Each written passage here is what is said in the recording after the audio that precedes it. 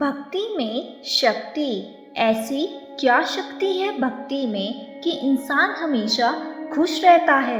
भगवान की भक्ति करते हुए उसे ऐसा क्यों लगता है कि उसने सब कुछ पा लिया। आइए जानते हैं इस महत्वपूर्ण विषय के बारे में। भगवान की भक्ति करना हर मनुष्य का सर्वप्रथम धर्म है।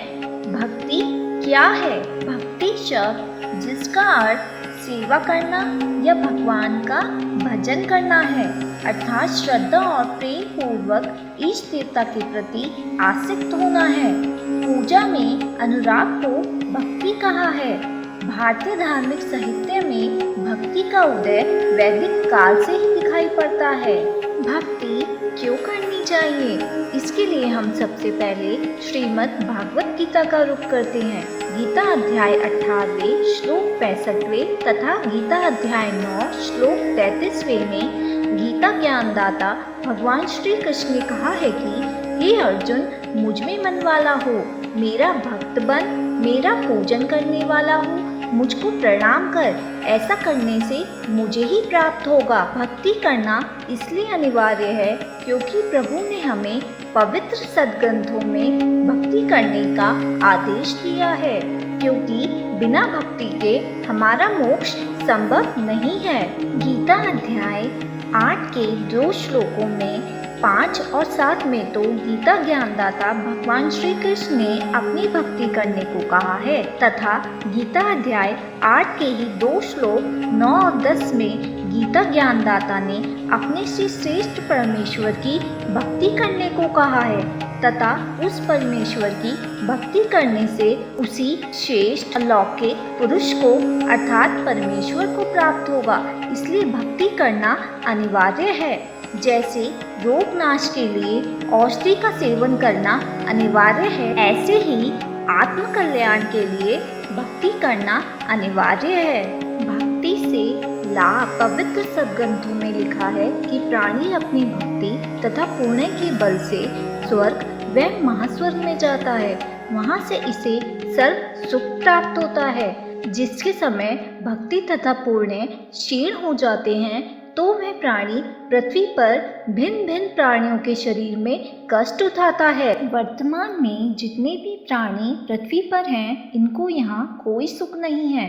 अन्य प्राणी केवल अपना कर्म भोग ही भोगते हैं। श्रीमद् भागवत गीता अध्याय 5 श्लोक 12 में कहा है कि युक्त अर्थात जो परमात्मा की भक्ति में लगा है, उसके कर्म फल छूट जाते हैं। उनको त्याग कर भक्त भगवान प्राप्ति वाली अर्थात परमात्मा प्राप्त होने के पश्चात जो शांति अर्थात सुख होता है, उस शांति को प्राप्त होता है।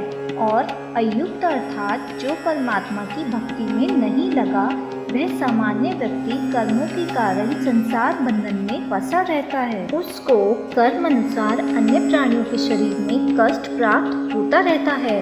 जैसे ट्रक या कार आदि गाड़ियों के पहिए की ट्यूब की हवा निकल जाती है तो वह गाड़ी खड़ी रहती है। जब उसकी ट्यूब में हवा भर दी जाती है तो वह कई कुंटल वजन उठा ले जाती है। इसी प्रकार जीव की भक्ति तथा पुण्य समाप्त हो जाते हैं तो वे हवा रहित ट्यूब के समान होता है। उसके लिए भक्ति रूपी हवा भर देने के पश्चात ही वही आत्मा भक्ति की शक्ति से संसार के कागज से तर जाती है। भक्ति करने से परमात्मा आपके साथ होते हैं तथा आपकी पल पल की रक्षा करते हैं तथा साधकों को सर्व सुख भी मिलता है। भक्ति न करने से हानि। जीव का शरीर एक वस्त्र माना जाता है। जब कोई साधक मृत्यु को प्राप्त हो जाता है तो संत तथा भक्तजन कहा करते हैं कि अमृत संत या साधु टोला छोड़ गया।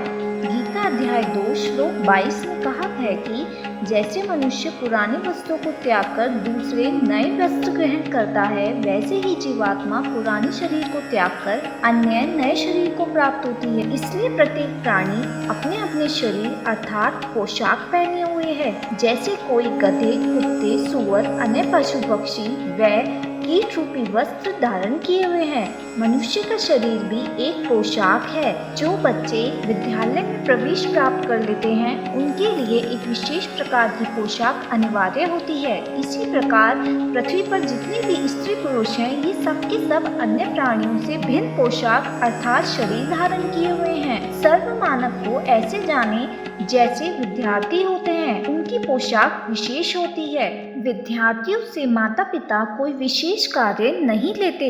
उनकी सुविधाएं भी परिवार के अन्य सदस्यों से भिन्न देते हैं। यदि वे विद्यार्थी अपना उद्देश्य त्याग कर अन्य बच्चों की तरह ही खेल कूद में लगे रहें, जो बच्चे विद्यालय में नहीं जाते, तो वे विद्यार्थी अपने विद्या काल को समाप्त करके बहुत पश्चाताप करेंगे, बहुत कष्ट उठाएंगे। जैसे संतान का पालन पोषण सर्व प्राणी करते हैं, यदि मनुष्य भी यही कार्य करके अपना जीवन अंत कर जाता है तो उसमें और अन्य पशु पक्षियों में कोई अंतर नहीं रहा।